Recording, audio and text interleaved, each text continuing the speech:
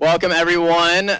Today we have part 3 of our Atonement series, but before that, I'm not above recycling a joke, another word from our sponsors. So,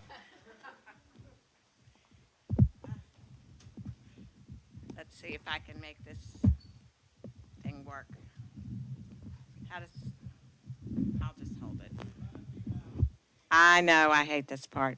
Okay, so 2 weeks ago, I was here talking with you about the seriousness of our financial situation, how I really hope that more parishioners would feel called to give more generously to St. James's. And I talked about the 2 areas where a full 70% of our budget dollars go, and that's to our people and our places.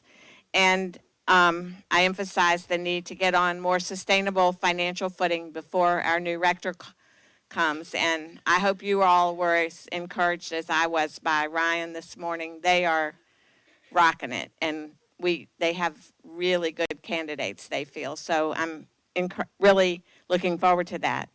But so today I want to share with you a little bit more about how the vestry continues to think about these challenges and to continue to ask for your prayers and your support and your dollars. As we discern how we can respond to God's call to us and our commitments to this church.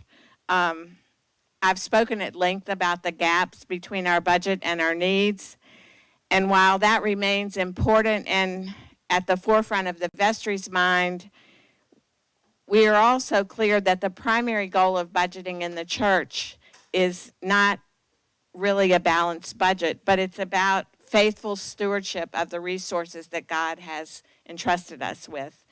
And we do this by discerning what God is calling us to do in this particular moment, and then allocating all our resources, financial, human, physical, and so on, accordingly. Discernment is not just for the discernment committee, and it doesn't end when we get a new rector. As Christians and as a church, we're always discerning what God is up to in the present moment, in our current situation, and how God is calling us to participate in what God is doing. And so while a balanced budget isn't the primary goal, the fact does remain that faithfully stewarding our resources necessitates a balanced budget.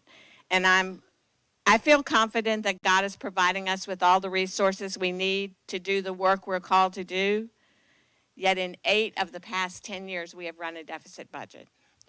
That suggests to me that while we've been doing good and holy work all along, we may not have been fully aligning our resources with our doing. The vestry is committed to achieving this alignment before the new rector arrives, so that when that person comes, he or she can continue the work of helping us to discern together the future we're called to.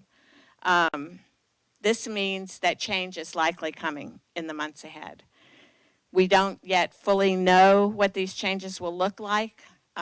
It's a little bit more complex than we can figure out in 2 weeks. So why am I telling you now? Well, first of all, I'm here because I said I would be here today, and I'm here. But also, I want you to be open to the work of discernment that the vestry is doing, and to prepare yourselves for the fact that change is coming.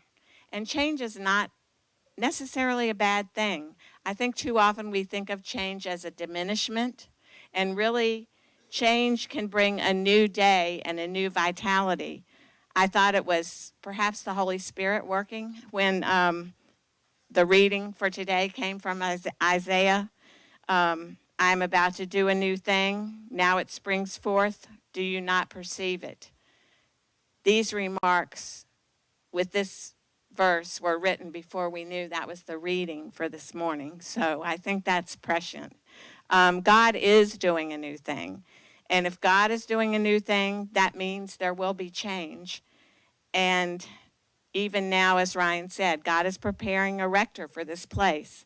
And even before that rector comes, it's obvious that the Holy Spirit is working in this place and that God is doing a new thing with us. And our task as a church and as a vestry is to pay attention to what that is in these circumstances and to steward our financial, human, physical, and all other resources toward doing that new thing that I firmly believe will bring us together and lift us up and energize us to carry God's mission forward in the future. So as the vestry continues this work of discernment, I would ask that you would have open minds and open hearts to whatever changes the vestry feels is necessary to prepare us to begin our new life with our new rector, ready to move forward together. Above all, we ask for your prayers, that we would have ears to hear and eyes to see the future that God is calling us into, and that we would be brave enough to make the decisions that answer that call. Thanks.